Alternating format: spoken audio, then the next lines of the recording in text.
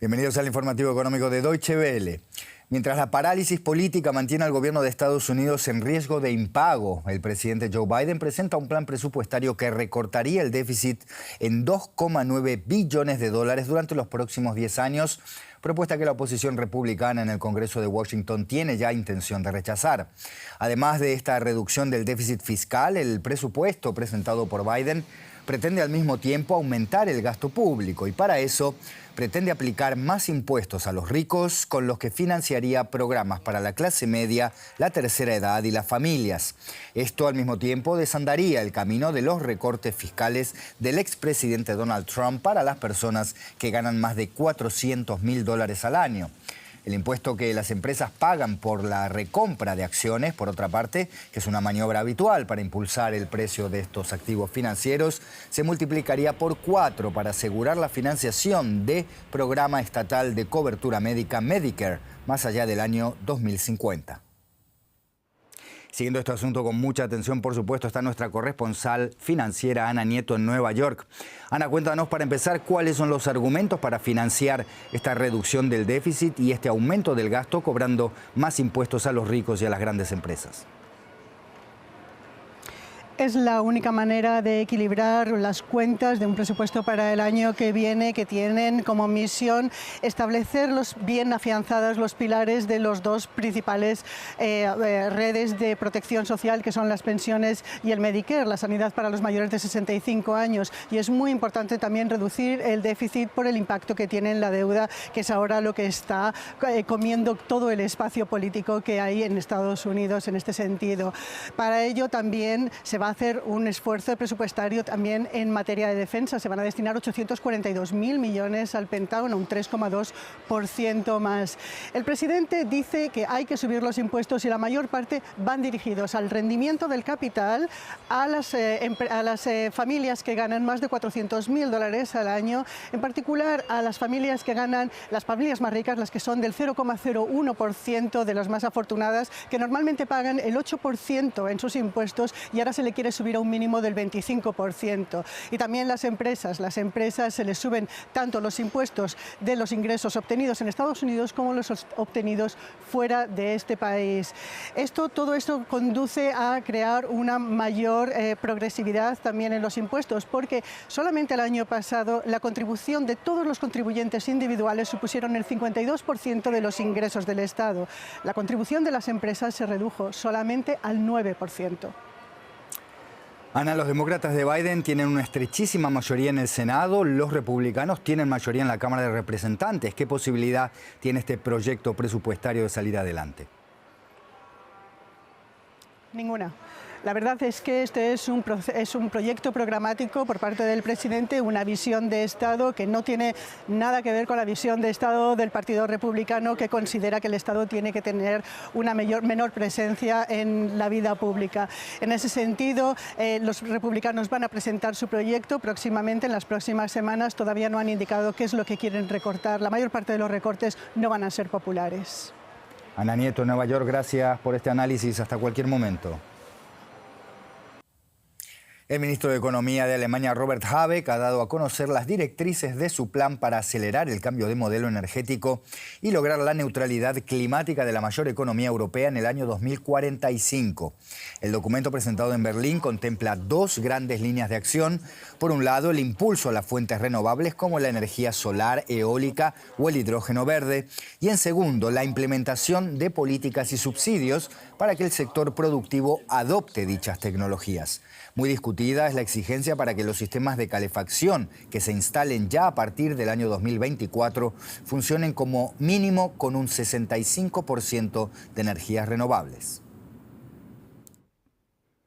Y este tema lo ampliamos, por supuesto, con nuestro corresponsal económico, José David Navarro, que nos escucha en la Bolsa de Frankfurt. José, Alemania quiere ser entonces climáticamente neutral en 2045, pero la industria de esta, que es la mayor economía europea, tiene que transformarse, al mismo tiempo mantenerse competitiva frente a Estados Unidos o China. ¿Qué medidas se han anunciado concretamente para esta ambiciosísima transformación? Hola, ¿qué tal, Andrés? Pues hacen falta trabajadores para aportar en esa transformación energética, falta infraestructura y hay que cambiar las fuentes de energía, como tú adelantabas, de las que se alimenta la industria. Empecemos por los trabajadores, porque Alemania tendrá que facilitar la llegada de trabajadores también desde el exterior.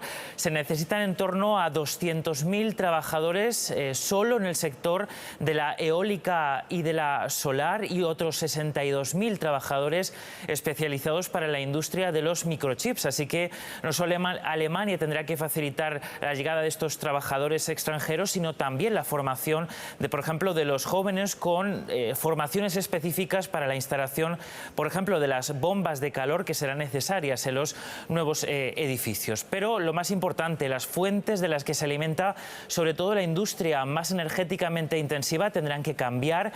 En ese sentido, ¿se alimentarán de hidrógeno o eso es el plan para el futuro? Se necesita infraestructura para transportar este hidrógeno y también desde Alemania se facilitará la instalación de parques solares en polígonos industriales para que la industria colindante se pueda alimentar de esta fuente de energía limpia. Y José, más allá de estos planes, el asunto más urgente siguen siendo los precios de la energía. Con las renovables se espera que los costos se abaraten, pero esto va a tardar un tiempo. Hasta entonces la economía alemana vive bajo la amenaza de perder nuevas inversiones por los altos costos de la energía. ¿Qué soluciones se están barajando en este sentido? Sí, así es una amenaza constante y los topes que se han puesto a los precios de la energía parece que ya no son suficientes. Empieza a crecer en Alemania esa posibilidad de unos precios especiales para la industria que estarían probablemente nivelados y después podrían complementarse con ayudas que vendrían desde Bruselas y que se podrían negociar para todo el continente europeo. Es una amenaza, como tú dices, Andrés, constante y el último ejemplo lo hemos visto con Volkswagen. Según adelantaba el diario Financial Times, no va a cancelar sus proyectos de fábricas de baterías en el este de Europa, pero va a dar prioridad a los proyectos en Estados Unidos. José David Navarro en la Bolsa de Frankfurt, gracias. Hasta cualquier momento. Uno de los problemas más urgentes de la economía china es el rápido envejecimiento de su población, que presiona, como en el resto del mundo, a su sistema jubilatorio. Pero para algunos, el cambio demográfico también es una oportunidad. Son mayores y acomodados y viven en un complejo de apartamentos para ancianos recién construido en las afueras de Shanghái. Ser socio cuesta $150.000, más una mensualidad de $650. Un inversor australiano ve en China un gran mercado para residencias de lujo para jubilados. La situación financiera de quienes se jubilen dentro de 5 o 10 años será mejor que la actual. Y la mentalidad está cambiando. Los mayores ya no se ven como ayudantes domésticos de sus hijos o niñeras de sus nietos. Quieren vivir de forma independiente. Con esa mentalidad y una sociedad que envejece, el mercado de residencias de ancianos será cada vez mayor. China envejece. Tradicionalmente, los hijos cuidan en China de sus padres ancianos. El 90% de los jubilados vive en casa. La idea de pasar los últimos años fuera de la familia es extraña para muchos. No iría a una residencia de ancianos por principio, y aunque quisiera, mis hijos no lo permitirían. No se fían de las residencias de ancianos. Pero los tiempos cambian y los inversores ven una oportunidad de negocio en este tipo de residencias. Con la política de hijo único que China tuvo, existe una estructura familiar en la que hay un niño con padre y madre y los abuelos y abuelas. Por tanto, la capacidad de una persona para atender a tanta gente se vuelve mucho más difícil y como resultado, creo que el estigma está desapareciendo a gran velocidad. Al menos el estigma para residencias de lujo, pero no están al alcance de la mayoría de los jubilados chinos. Bolivia es en la práctica, igual que Argentina, una economía prácticamente bimonetaria. El dólar es una moneda paralela, todo el mundo lo usa como unidad de medida y sin embargo las reservas del Banco Central disminuyen hace años. El temor de muchos bolivianos de no poder disponer de sus billetes verdes es cada vez mayor y provoca auténticas estampidas hacia los bancos. Pánico en el ambiente. Todos quieren retirar sus dólares, pero quienes logran llegar a la ventanilla de los bancos suelen sentirse decepcionados. Los bancos no siempre pueden atender este súbito incremento en la demanda. Bueno, estoy buscando aquí dólar porque sabe que anterior semana he ido a los casas de cambio en el Alto, pero no hay nada. Todos me dicen no hay. Entonces yo debo en dólares, tengo que devolver en dólares. Y estoy pagando interés, no quieren bolivianos el que me ha prestado. Por eso ahora estoy haciendo fila, pero mira, aquí tarde la fila, pues harto.